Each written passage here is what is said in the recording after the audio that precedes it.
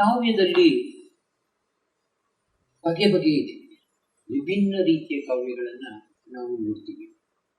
ಒಂದು ನಮ್ಮ ಸಾಹಿತ್ಯದಲ್ಲಿರುವಂತಹ ಕಾವ್ಯಗಳು, ಮತ್ತೆ ನಮ್ಮ ಆಡುನುಡಿಗಳಲ್ಲಿರುವಂತಹ ಕಾವ್ಯಗಳು, ಎಲ್ಲವನ್ನು ಕೂಡ ನಾವು ಪರಿಗಣಿಸಬಹುದು. ಉದಾಹರಣೆಗೆ ಮಕ್ಕಳ ಪದ್ಯಗಳಿದೆ, ಕಾವ್ಯ ಅಲ್ವಾ? ರೊಟ್ಟಿಯ ಅಂಗಡಿ ಕಿಟ್ಟಪ್ಪ, ನಂಗೊಂದು ರೊಟ್ಟಿ ತೊಟ್ಟಪ್ಪ ಆಗ್ಬೋದು. ಅಥವಾ ನಾಯಿ ಮರಿ ತಿಂಡಿ ಬೇಕೆ ತೀರ್ಥ ಬೇಕೆ ಎಲ್ಲ ಬೇಕು, ಈ ಥರದ ಹಾಡುಗಳಿದೆಯಲ್ಲ, ಇವು ಕಾವ್ಯವೇ ತಾನೆ. ಮಕ್ಕಳ ಪದ್ಯಗಳು ಕೂಡ ಕಾವ್ಯ, ಇದೊಂದು ಬಗೆಯ ಕಾವ್ಯ. ಇದ್ರ ಜೊತೆಗೆ ನೀವು ಗಾದೆಗಳನ್ನು ತಗೊಳ್ಳಿ. ನೀವು ನನ್ನ ದೃಷ್ಟಿನಲ್ಲಿ ಎಲ್ಲೆಲ್ಲಿ ಒಂದು ಲಯ ಇರುತ್ತೋ ಅಲ್ಲಿ ಕಾವ್ಯಾಂಶ ಇರುತ್ತೆ. ಉದಾಹರಣೆಗೆ ನಮ್ಮ ಗಾದೆಗಳನ್ನು ತಗೊಳ್ಳಿ. ತುಂಬಿದ ಕೊಡ ತುಳುಕುವುದಿಲ್ಲ. ತಕಾರ ಬಂದಿದೆ. ತುಂಬಿದ ಕೊಡ ತುಳುಕುವುದಿಲ್ಲ. ಅಲ್ಲಿ ಲಯ ಇರೋದ್ರಿಂದ, ಛಂದಸ್ಸಿಗೆ ಒಂದು ರೀತಿಯ ಹತ್ತಿರ ಇರೋದ್ರಿಂದಲೇ ಅದು ಒಂದು ಗಾದೆ ಆಗಿದೆ. ಗಾದೆ ಆಗೋದು ಹೇಗೆ?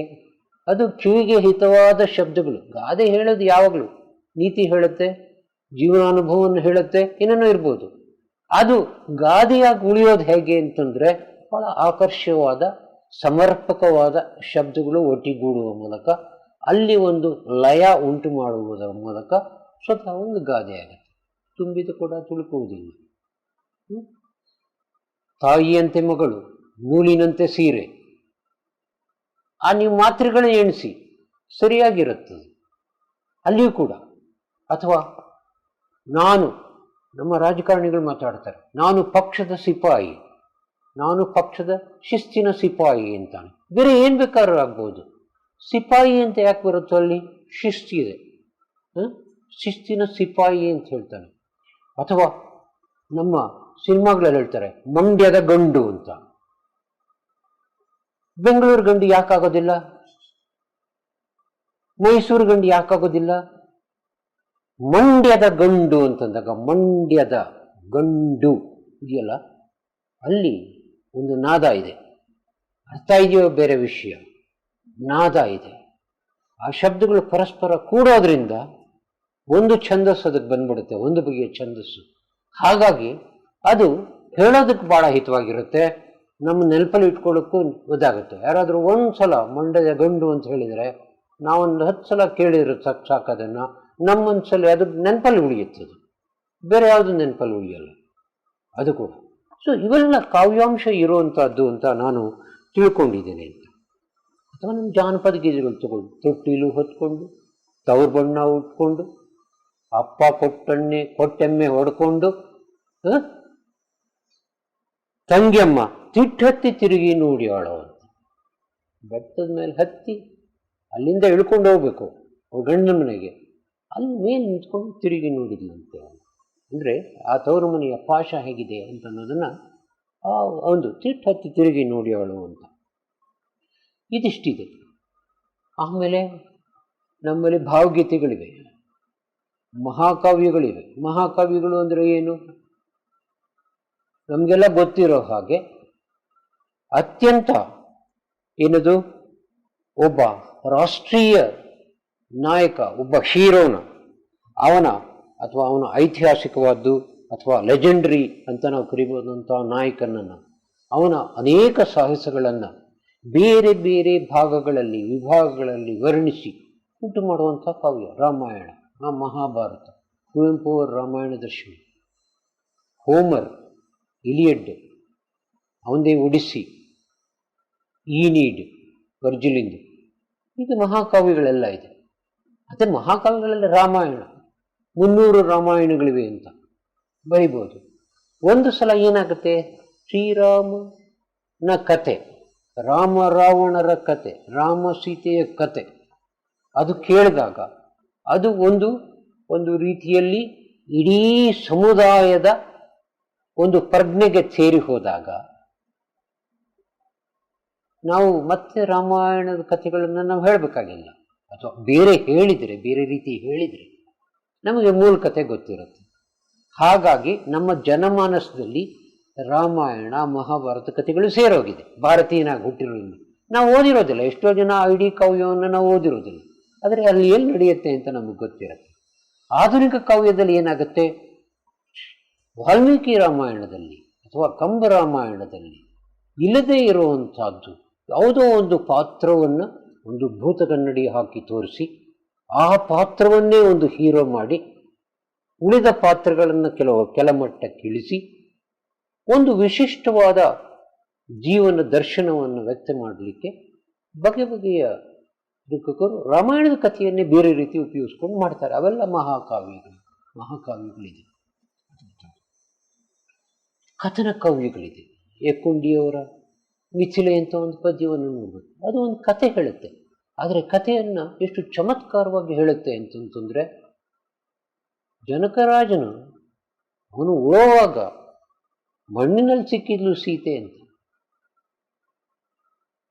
ಅಲ್ಲಿ ಯಾರು ಹೊತ್ತಿದ್ರೂ ಕೂಡ ಒಂದೊಂದು ಹೆಣ್ಮಗು ಸಿಗುತ್ತೆ ಅಂತ ಹೇಳ್ತಾರೆ. ಇಲ್ಲಿ ಒಂದು ದಿನವಾದರೂ ನಾನು ಮಿಥಿಲೆಗೆ ಹೋಗಿ ರಾಮಭದ್ರನ ನಡೆದಾಡಿದ್ನಲ್ಲ ಆ ಜಾಗ ನೋಡಿ ಆ ಕರಡಿಗೆಯಲ್ಲಿ ಮಣ್ಣು ತರುವೆ ಅಂತ. ಯಾಕೆ ಅಂದರೆ ಆ ಮಣ್ಣು ಎಂಥದ್ದು ಅಂತಂತಂದರೆ ಒಂದೊಂದು ಮಣ್ಣಲ್ಲೂ ಒಂದೊಂದು ಹೆಣ್ಮಗು ಹುಟ್ಟುತ್ತೆ, ಸಿಗುತ್ತೆ ಅನ್ನೋ ಒಂದು ಅರ್ಥ. ಈ ಕಥನ ಕಾವ್ಯದ ಕೂಡ ರಾಮಾಯಣದ್ದೇ ಕಥೆಯಾದರೂ ಕೂಡ ರಾಮಾಯಣದಲ್ಲಿ ಇಲ್ಲದೆ ಇರುವಂಥ ಒಂದು ನೋಟ, ಒಂದು ದೃಷ್ಟಿ ಈ ಕಥನ ಕವನದಲ್ಲಿ. ಹೀಗೆ ಕಥನ ಕವನಗಳು ಕೂಡ ಕಾವ್ಯ ಅಂತ. ಇನ್ನು ಭಾವಗೀತೆಗಳು, ನಮ್ಮ ಸಂಗೀತಗಾರರು ಹಾಡ್ತಾ ಇದ್ದಾರಲ್ಲ ಭಾವಗೀತೆಗಳು, ಈ ಭಾವಗೀತೆಗಳೆಲ್ಲವೂ ಕೂಡ ಕಾವ್ಯದ ಬೇರೆ ಬೇರೆಯ ಪ್ರಕಾರಗಳಿಗೆ ಸೇರಿದಂತಹದ್ದು. ಉಡುಗಣ ವೇಷ್ಟಿತ ಚಂದ್ರ ಸುಶೋಭಿತ ನೀಲಾಂಬರ ಸಂಚಾರಿ ಅಂತ, ಅಥವಾ ಹೌದೇನೆ ಉಮಾ ಹೌದೇನೆ ಅಂತ ಶಿವರುದ್ರಪ್ಪನವ್ರ ಪದ್ಯಗಳು. ಮೊದಲ ದಿನ ಮೌನ, ಅಳುವೆ ತುಟಿಗೆ ಬಂದಂತೆ ನರಸಿಂಹಸ್ವಾಮಿದು, ಮೋಹನ ಮುರಳಿ, ಹೀಗೆ ಎಷ್ಟೋ ಕವನಗಳನ್ನು, ವಿಸಾಮದ ನಿತ್ಯೋತ್ಸವ, ಇವೆಲ್ಲ ಭಾವಗೀತೆಗಳಿದೆಯಲ್ಲ, ಇವು ಕೂಡ ಕಾವ್ಯದ ಪ್ರಕಾರಗಳು. ಸುನೀತಾ ಅಂತ 14 ಸಾಲಿರೋ ಇಂಗ್ಲೀಷಿನ ಸಾನೆಟ್, ಅದನ್ನು ಮೊದಲು ಮಾಸ್ತಿಯವರು 14 ಸಾಲದ ಬರುತ್ತೆ, ಅದನ್ನು ಸುನೀತಾ ಅಂತ ಒಂದು ಹೆಸರಿಟ್ಟರು. ಅದು ಆಗ್ಬಿಟ್ಟಿದೆ. ಅದ್ರ ಜೊತೆಗೆ ನಮ್ಮಲ್ಲಿ ಚುಟುಕ ಇದೆ. ಆ ಚುಟುಕನೇ ಹನಿಗವತೆ ಅಂತಿದೆ.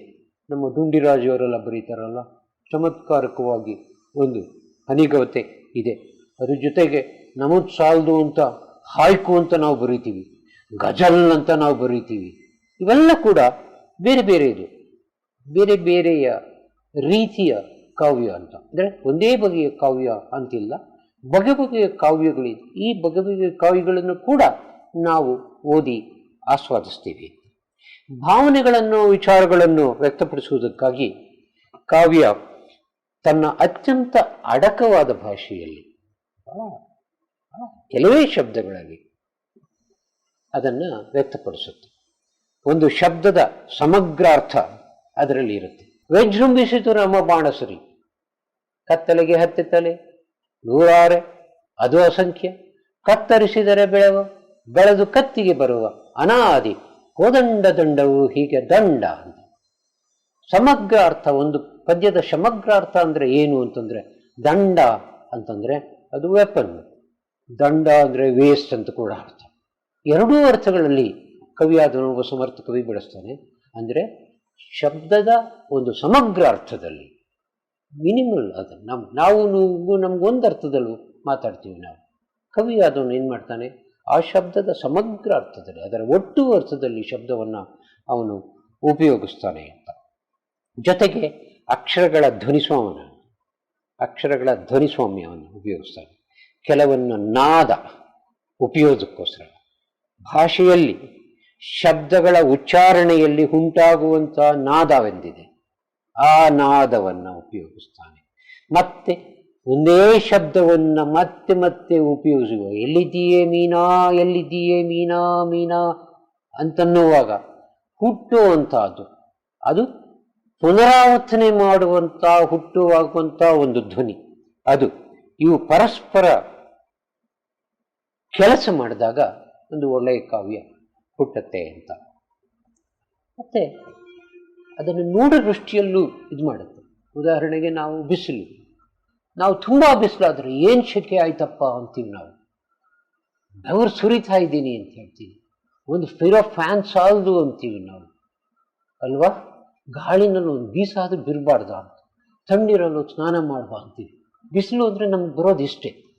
ಆದರೆ ಬೇಂದ್ರೆ ಅಂತ ಕವಿ ಏನು ಹೇಳ್ತಾನೆ ಅಂತಂದರೆ, ಬಿಸಿಲು ಕುಣಿದು ಬೆವತಾದ ಈಗ ಬಂದಾದ ಮಳೆಯ ಹತಕ ಅಂತಾರೆ.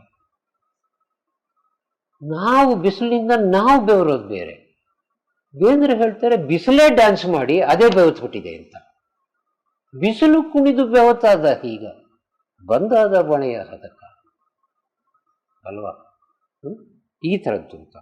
ನಮಗೂ ನಿಮಗೂ ಹೃದಯದ ಬಾಗಿಲು ತೆರೆದವರೇ ಇಲ್ಲ ಅಂತ ಎಕ್ಕುಂಡಿ. ಎಷ್ಟು ಬ್ಯೂಟಿಫುಲ್ ಲೈನ್ ಅಂತ ನಮಗನ್ಸುತ್ತೆ. ನಮಗೆಷ್ಟೋ ಸಲ ನಿರಾಶರಾದಾಗ, ನಮಗೇನೋ ಸಿಗಬೇಕಾದ್ದು ಸಿಗದೇ ಇದ್ದಾಗ, ಇನ್ನೆಲ್ಲೋ ನಾವು ಹೋದ್ವಿ, ಅಲ್ಲಿ ನಾವು ಏನು ನಿರೀಕ್ಷಿಸಿದ್ವೋ ಅದು ನಮ್ಗೆ ದಕ್ಕದೆ ಹೋದಾಗ, ನಿರಾಶೆ ಆದಾಗ ನಾವು ಈ ಸಾಲನ್ನು ಹೇಳ್ಕೋಬೋದು, ನಮಗೂ ನಿಮಗೂ ಹೃದಯದ ಬಾಗಿಲು ತೆರೆದವರೇ ಇಲ್ಲ ಅನ್ಸುತ್ತೆ ನಮಗೆ. ಇದೇ ಥರ ಈ ಸಾಲಿನಲ್ಲಿರುವ ಅನುಭವ ನಮಗಾಗಿರುತ್ತೆ ಒಂದಲ್ಲ ಒಂದು ಸಂದರ್ಭದಲ್ಲಿ, ಯಾವುದೋ ಒಂದು ದಾರುಣ ಪರಿಸ್ಥಿತಿಯಲ್ಲಿ ನಮಗಾಗಿರುತ್ತೆ. ಆ ದಾರುಣ ಸಮಯದಲ್ಲಿ ನಮಗೆ ನಾವು ಒಂದು ಸಮಾಧಾನ ಮಾಡ್ಕೊಳ್ಳೋದು ಹೇಗೆ ಅಂತನ್ನೋದಕ್ಕೆ ಈ ಒಂದು ಸಾಲುಗಳು ನಮಗೆ ನೆನಪಾಗುತ್ತೆ. ಇದು ಕೂಡ ಕಾವ್ಯವೇ. ಕಾವ್ಯವು ಭಾಷೆ ಅಂದರೆ ಶಬ್ದಗಳನ್ನು ಅದರ ನಿರ್ದಿಷ್ಟ ಅರ್ಥಕ್ಕಷ್ಟೇ ಉಪಯೋಗಿಸೋದಿಲ್ಲ. ಕಾವ್ಯದಲ್ಲಿ ಒಂದು ಶಬ್ದ ಇದೆಯಲ್ಲ, ಅದು ನಿಘಂಟಿನ ಅರ್ಥಕ್ಕೆ ಮಾತ್ರ ಖಂಡಿತ ಸೀಮಿತ ಆಗಿರೋದಿಲ್ಲ. ಅದರ ನಾದಕ್ಕೆ, ನಾದದಿಂದ ಹುಟ್ಟುವ ಪರಿಣಾಮಗಳಿಗೆ ಉಪಯೋಗಿಸ್ತದೆ ಕಾವ್ಯ. ಆದ್ದರಿಂದ ಅದನ್ನು ಇನ್ನೊಂದು ಭಾಷೆಗೆ ಅನುವಾದ ಮಾಡೋದು ಕಷ್ಟ. ಯಾಕೆಂದರೆ ಭಾಷೆಯಲ್ಲಿ ಶಬ್ದಗಳಿದೆ, ಆ ಶಬ್ದಗಳನ್ನು ನಿಘಂಟು ಅರ್ಥದಲ್ಲ ಅಷ್ಟೇ ಅಲ್ಲ, ನಿಘಂಟುಗೂ ಮೀರಿದ ಅರ್ಥದಲ್ಲಿ ಉಪಯೋಗಿಸ್ತಾ ಇದ್ದಾನೆ. ಆ ಶಬ್ದಗಳನ್ನು, ಎರಡು ಶಬ್ದಗಳನ್ನು ಪರಸ್ಪರ ಜೋಡಿಸುವ ಮೂಲಕ ಹುಟ್ಟುವ ನಾದದಿಂದ ಒಂದು ಹೊಸ ಅರ್ಥ ಹುಟ್ಟುತ್ತೆ. ಹಾಗಾಗಿ ಒಂದು ಭಾಷೆಯಲ್ಲಿರುವ ಒಂದು ಒಳ್ಳೆಯ ಕಾವ್ಯವನ್ನು ಇನ್ನೊಂದು ಭಾಷೆಗೆ ಅದರ ನಾದ, ಧ್ವನಿ, ಆಶಯ ಎಲ್ಲವನ್ನ ಸಮಗ್ರವಾಗಿ ಅನುವಾದಿಸೋದಕ್ಕೆ ಸಾಧ್ಯವೇ ಇಲ್ಲ. ಒಂದು ಒಳ್ಳೆಯ ಕಾವ್ಯವನ್ನು ಚಿತ್ರೀಕರಿಸುವುದಕ್ಕೆ ಹೇಗೆ ಸಾಧ್ಯವಿಲ್ವೋ ಹಾಗೆ ಒಂದು ಭಾಷೆಯ ಕಾವ್ಯವನ್ನು ಇನ್ನೊಂದು ಭಾಷೆಗೆ ಅನುವಾದಿಸೋಕ್ಕಾಗೋದೂ ಆಗೋದಿಲ್ಲ. ಅದರಲ್ಲೂ ನಮ್ಮ ಬೇಂದ್ರೆಯವರಂಥ ಕವಿಗಳನ್ನು ನಾವು ಅನುವಾದಿಸೋದಕ್ಕೆ ಸಾಧ್ಯವೇ ಇಲ್ಲ ಅಂತ.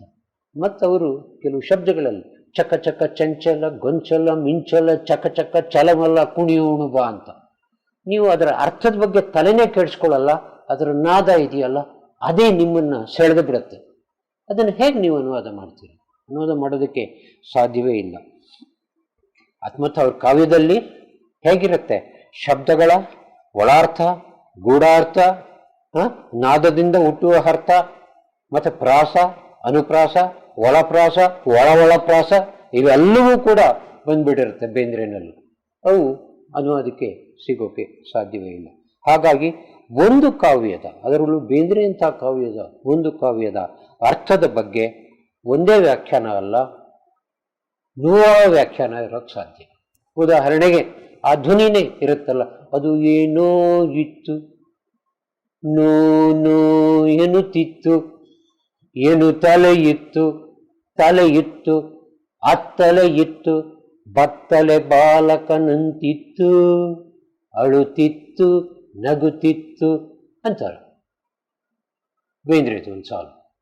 ಅಥವಾ ನೀನಾದಿನಿ ನೀನಾದಿನಿ ನೀನ್ ಆದಿನಿ ನೀನಾದಿನಿ ನೀನಾದಿನಿ ನೀನ್ ಆದಿನಿ ನೀನಾದಿನಿ, ಎಲ್ಲ ಅರ್ಥಗಳಲ್ಲೂ ಬೇಂದ್ರೆ ಬರೆಸ್ತಾರೆ. ಇದು ನಮ್ಮ ಸಂಗೀತಗಾರರು ಏನು ಮಾಡ್ತಾರೆ, ಒಂದು ಸಾಲನ್ನು ಬೇರೆ ಬೇರೆ ಅರ್ಥ ಬರುವಂಗೆ ಹಾಡ್ತಾರೆ. ನಮ್ಮ ಸಂಗೀತದಲ್ಲಿ ಅದು ಸಂಗತಿಗಳು ಅಂತ ಇದೆ ಕರ್ನಾಟಕ ಸಂಗೀತದಲ್ಲಿ. ಒಂದು ಸಾಲನ್ನು ಬೇರೆ ಬೇರೆ ಅರ್ಥ ಬರುವಂಗೆ ಹಾಡೋದು ಅಂತ. ಮಾರವೈರಿ ರಮಣಿ ಮಂಜು ಭಾಷಿಣಿ, ಮಾರವೈರಿ ರಮಣಿ ಮಂಜು ಭಾಷಿಣಿ, ಮಾರವೈರಿ ರಮಣಿ ಮಂಜು ಭಾಷಿಣಿ. 3 ಸಲ ಹಾಡಿ ನೋಡಿ, 3 ಬೇರೆ ಬೇರೆ ಅರ್ಥ ಬಂತು, ಹಾಡೇ ಅದು. ಬೇಂದ್ರೆ ಒಂದೊಂದು ಸಾಲಲ್ಲಿ ಓದೋವಾಗ ಹಿಂಗೆ ಮಾಡಿದ್ರು ಅದನ್ನು, ಒಂದೊಂದು ಸಲ ಓದಿದರೆ ಒಂದೊಂದು ಥರ ಓದ್ಬೋದು ನೀವು ಅದನ್ನು ತೋರಿಸ್ಕೊಟ್ರು ಅವರು. ಹಾಗೆ ಬೇರೆ ಬೇರೆ ರೀತಿಯಲ್ಲಿ ಆ ನಾದವನ್ನು ಉಪಯೋಗಿಸಿಕೊಂಡು ಆ ನಾದದ ಮೂಲಕ ಅರ್ಥವನ್ನು ಹೊರಡಿಸೋದಿದೆಯಲ್ಲ, ಅದನ್ನೆಲ್ಲ ಕೆಲಸ ಮಾಡಿದರು. ಅದಕ್ಕೆ ಅವರು ನಾದ ಬೇಕು, ನಾದ ಬೇಕು, ನಾದ ಬೇಕು, ನಾದಾನ ಆದ ಮೇಲೆ ಬೇರೆ ಯಾಕೆ ವಾದಬೇಕು, ನಾದವನ್ನು ನಾದಬೇಕು ಅಂತ, ಆಗ ಬೇರೆ ಅರ್ಥ ಹುಟ್ಟಬಹುದು ಅಂತ. ಬರೀ ನಾದದಿಂದಲೇ ಒಂದು ಅರ್ಥ ಹುಟ್ಟಬಹುದು. ನಾದವನ್ನು ನಾದಿ ನಾದಿ ನಾದಿ ನೀವು ಮಾಡಿದ ಮೇಲೆ ಅದಕ್ಕೆ ಬೇರೆ ಅರ್ಥಗಳನ್ನು ಹುಟ್ಟಬಹುದು ಅನ್ನುವ ಒಂದು ಆಶಯ ಆವರ್ದಿತ್ತೆ. ಕಾವ್ಯಕ್ಕೂ ಗದ್ಯಕ್ಕೂ ಏನು ವ್ಯತ್ಯಾಸ ಇದೆ ಅಂತ ನಾವು ಇದುವರೆಗೆ ನೋಡಿದಾಗ ನಮಗೆ ಗೊತ್ತಾಗಿದೆ ಅನಿಸುತ್ತೆ. ಕಾವ್ಯಕ್ಕೂ ಗದ್ಯಕ್ಕೂ ಒಂದು ವ್ಯತ್ಯಾಸ ಇದ್ದೇ ಇದೆಯಲ್ಲ ಅಂತ. ಗದ್ಯ ಒಂದು ವಿಷಯವನ್ನು ತಾರ್ಕಿಕವಾಗಿ ವಿವರಿಸೋದಕ್ಕಾಗಿ ಅಷ್ಟೇನೂ ಅಡಕವಲ್ಲದ ಹೆಚ್ಚು ವಿವರಣಾತ್ಮಕವಾದ ಭಾಷೆಯನ್ನು ಉಪಯೋಗಿಸುತ್ತದೆ. ಆದರೆ ಕಾವ್ಯ ತಾರ್ಕಿಕತೆಯನ್ನು ವಿರೋಧಿಸುತ್ತೆ. ಭೂಮಿ ಆಕಾಶನ ಕಾವ್ಯ ಒಂದು ಮಾಡಿಬಿಡುತ್ತೆ. ಗದ್ಯದಲ್ಲಿ ಆ ಥರ ಮಾಡಿದರೆ ಇವನಿಗೆ ನಾವು ತಲೆ ಕೆಟ್ಟಿರಬೇಕು ಅಂತ ಅನಿಸುತ್ತೆ.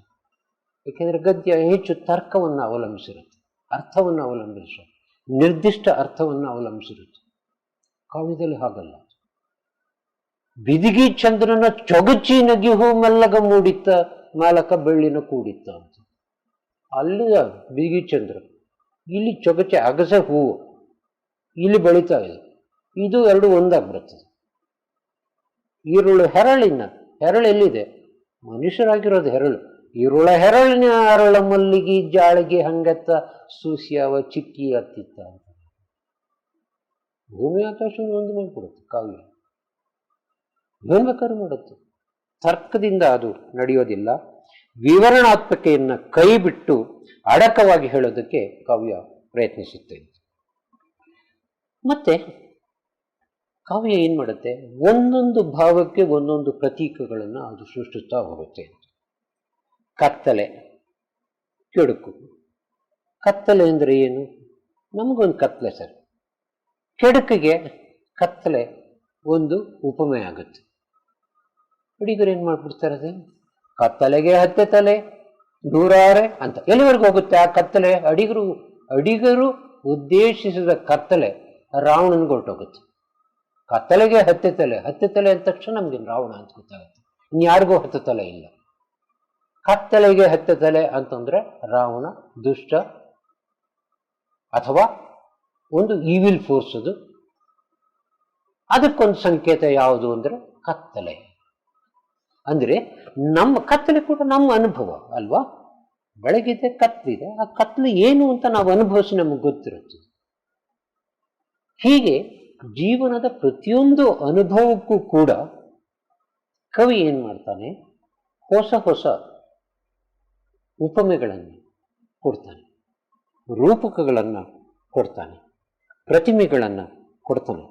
ಶತಶತಮಾನಗಳಿಂದ ನಮ್ಮ ಮನಸ್ಸಿನ ಅನುಭವದ ಒಂದು ಭಾಗವಾಗಿರುವ ನಮ್ಮ ಕಾವ್ಯ ಮತ್ತು ಪುರಾಣ ಪ್ರಸಂಗಗಳನ್ನು ಉಪಯೋಗಿಸುತ್ತೆ. ಸಾಮಾನ್ಯನಂತೆ ಈ ನಾನು ಅಂತ ಪದ್ಯದಲ್ಲಿ ಕೊನೆಗೆ ಅಡಿಗರು ಸಾಮಾನ್ಯ ಅಲ್ಲಿ ತೀರಾ ಸಾಮಾನ್ಯನ ಬರೋನು ಏನು ಮಾಡ್ತಾನೆ, ಅವನು ತನ್ನನ್ನು ಆರೋಪಿಕೊಳ್ತಾನೆ. ಕಂಬದೊಳಗಡೆಗೆ ಸಿಕ್ಕಿ ಬಿದ್ದವನು ನಾನು ನರಸಿಂಹ ಅಂತ, ಕಾಯುತ್ತೇನೆ ನಾನು ಕೂಡ.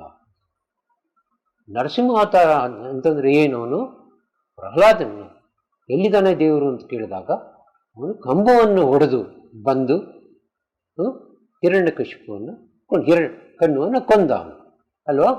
ಇಲ್ಲಿ ನನ್ನನ್ನು ನೀನು ಸಾಮಾನ್ಯ ಅಂತೀಯ, ನಾನು ಕಂಬದೊಳಗಡೆಗೆ ಸಿಕ್ಕಿಬಿದ್ದ ಅವನು ನಾನು ನರಸಿಂಹ ಅಂತಾರೆ. ಸಾಮಾನ್ಯ ಮನುಷ್ಯ ಇಲ್ಲಿ ನರಸಿಂಹಾವತಾರವನ್ನು ತಾಳದ ಹೇಗೆ? ಹೀಗೆ ನಾನಾದಿ ನಕ್ಷತ್ರ ನೀಲಿ ಕಂಪಿನ ಲಾಲಿ ದೂರ ತೀರದ ನಿನ್ನ ಬಳಿಗೆ ಕರೆದೆ, ಆಗ ಚೈತ್ರದ ಮಾವು ಜೂರು ನಾಯಿಯ ಜೋಲಿ ತಳಿರ ಕೆನ್ನಾಲಿಗೆಯ ಬೆಂಕಿ ಬರದೆ.